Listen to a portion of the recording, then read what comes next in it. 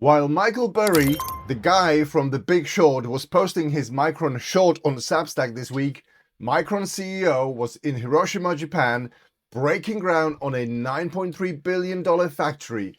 One man wrote a blog post, the other bet $9 billion. And while all of that was happening, Bank of America quietly published a research note that killed 3 of the biggest bear narratives circling Micron right now.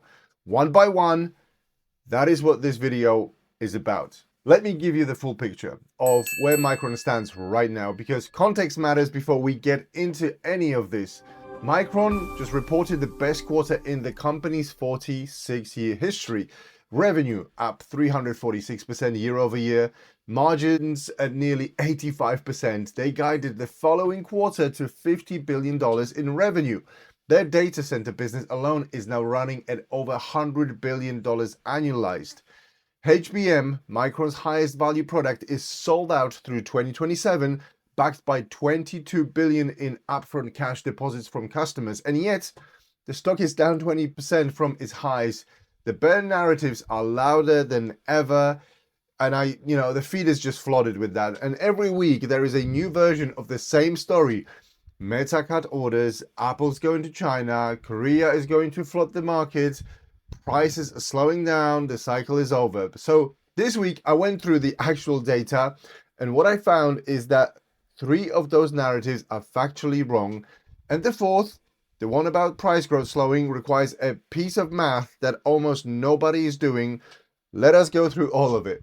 So Bank of America's global memory research team published their weekly note this week after speaking directly to AI supply chain companies and completing a Japan trip where they met with NAND suppliers, corporate management across the industry. Here is what they found on each of the 3 main fears hitting Micron. Bear narrative 1. Meta cut its chip orders. Micron loses a major customer. The story was that Meta announcing Meta Compute, sharing its AI servers externally, means it needs fewer chips, so it must be pulling back orders from companies like Micron. Now, Bank of America spoke to the supply chain directly. Non-controller manufacturers, substrate suppliers, the people who see the actual orders. The finding? Meta's long-term chip orders are getting stronger, not flat, stronger. Think about why that makes sense. If Meta is going to serve external cloud customers on top of its own AI workload, it needs more memory, not less. You cannot run a cloud business on the same capacity you build for yourself. This narrative was always logically backwards, and both are confirmed with data. Bear narrative 2, Apple is going to CXMT for cheap memory. Micron loses market share. Now, this one hit Micron specifically because Apple has historically been a significant customer. The idea that Apple might bypass Western manufacturers for cheaper Chinese alternatives spooked a lot of people. BofA gave 3 reasons this does not happen in any meaningful way. 1, US government restrictions on Chinese semiconductors make meaningful adoption legally complicated. 2, CXMT's memory cannot meet Apple's technical requirements. Speed, power consumption, error correction, the specs are not there yet. And 3, Micron and SK Hynix hold significant patents. Apple using non-licensed chips opens up litigation risks that Apple simply does not want. What is actually happening? BofA's read is that Apple is using CXMT as a negotiating threat, a tool to push back on pricing when it sits down with Micron and others for 2027 contract renewals. The actual volume Apple takes from CXMT, small. The impact on Micron, minimal. Now, this is Apple playing hardball in a negotiation, not abandoning its suppliers.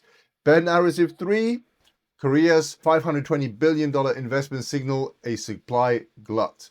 Micron gets hurt. The announcement of a massive government-backed memory cluster in Korea immediately triggered supply glut fears. If that much new capacity is coming, does not Micron face a brutal oversupply cycle? Now, BofA's answer is direct.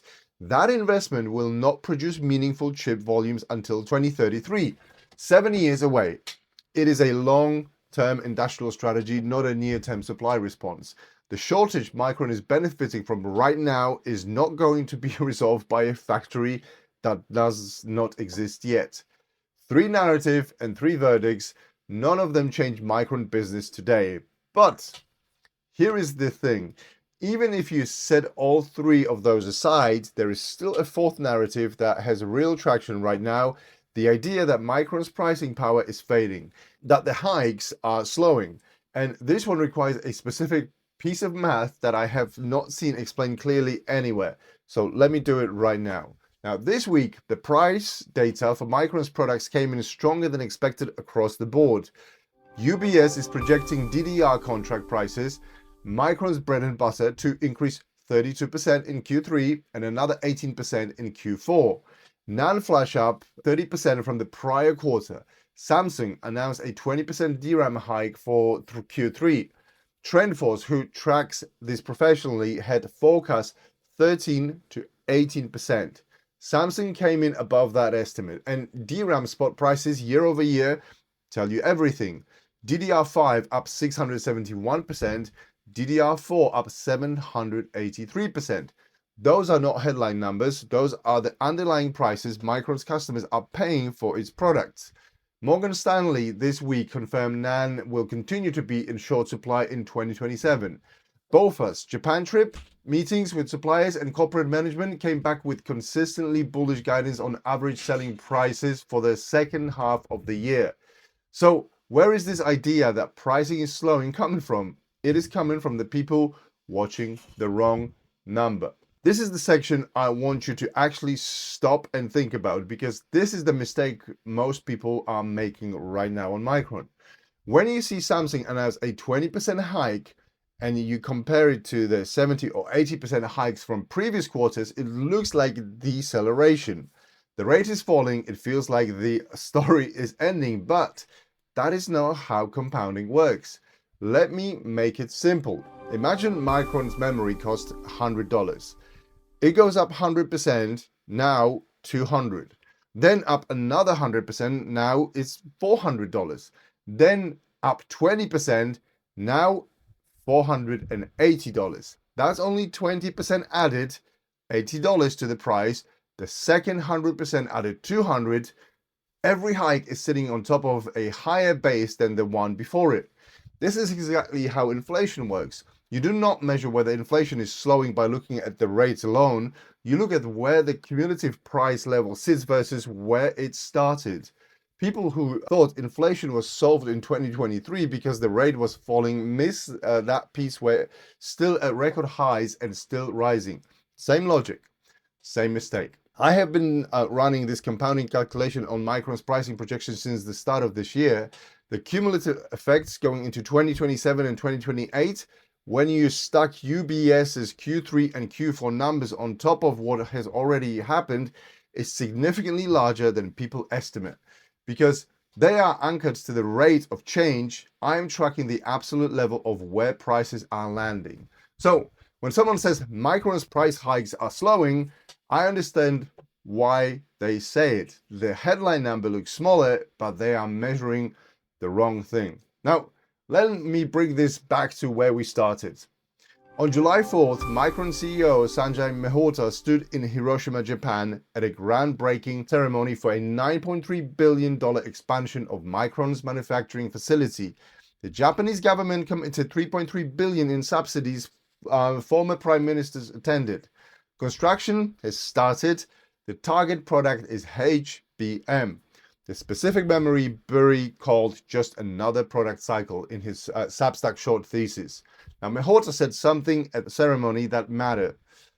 Micron's first ever HBM production wafer was made in Hiroshima. Now, the company is putting $9.3 billion back into that same site that built the next generation, HBM4 and HBM4E, targeting initial shipments in 2028. This is not a press release. This is not a forecast. Concrete and steel are going into the ground right now. And this is on top of Micron's $100 billion fab complex outside Syracuse, New York. Their Boise fabs, their newly acquired Taiwan facility, Micron is building out manufacturing capacity across 4 geopolitically stable regions simultaneously. Companies do not commit $9 billion to make a product that they think is just another temporary cycle. CEOs do not stand at the groundbreaking ceremonies for fads. Morgan Stanley this week called Micron's Japan investment a bullish read-through for the entire local supply ecosystem. Equipment names like Disco and Advantest, material companies like Resonac. When Micron spends $9.3 billion in Japan, the money flows through the supply chain. That is how big this investment actually is. So here is where everything lands. The three biggest bear narratives hitting Micron this week: Meta orders, Apple CXMT, Korea supply gluts, were each addressed directly by institutional research with actual data. All three fall apart. The pricing picture is stronger than the headline numbers suggest once you understand the compounding effect. A 20% hike on top of 100% on top of 100% is not a slowdown. It is a cumulative price level that is 4 to 5 times higher to where it started. And while the narrative traders are focused on Burry's Substack post, Micron CEO is in Japan pouring concrete for a 9.3 billion factory aimed at that exact product. The best say is overhyped. I made my projections on Micron at the start of this year. The data keeps confirming what I expected. The noise gets louder every week. The underlying numbers keep moving in the same direction. I'm just sitting back and watching it play out. Process over prediction always. Make sure to drop a like and follow for more updates on this. Mr. M out.